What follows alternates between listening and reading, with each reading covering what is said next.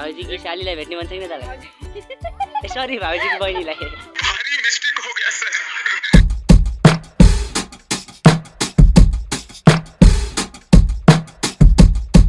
एक्लै त दुईजनाको अटो त एक्लै बसिन्छ ती त।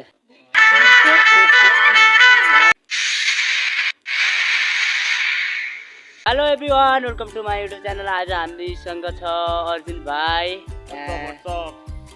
अब हामी जाँदैछौँ लिका मेला।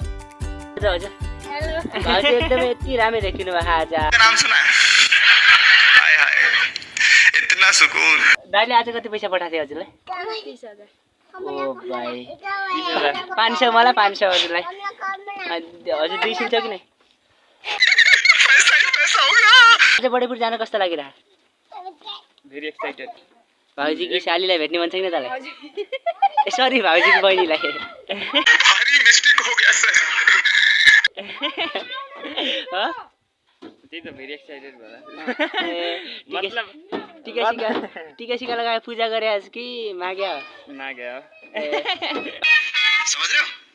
समझ रहे हो ना? भन्दै त हजुरले हजुरकी बहिनी दिने सोच्नु भएको कि नै? दिनुहुन्न?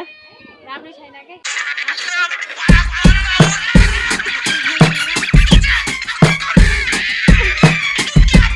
हजुरकी मम्मीको आँखाको लैजानु हजुर लैजानु भन्थिन्। हाम्रो जेठी हजुर पनि यति राम्रो भएर आउनु भएको। हाई भन्नुभयो। अब सृजना पनि आइसक्यो। सृजनाले हाई भनी। सृजना कहाँ जाँदाखेरि भन्छ? म बडेपुर लेकमा मेला जाँदैछु गाइस।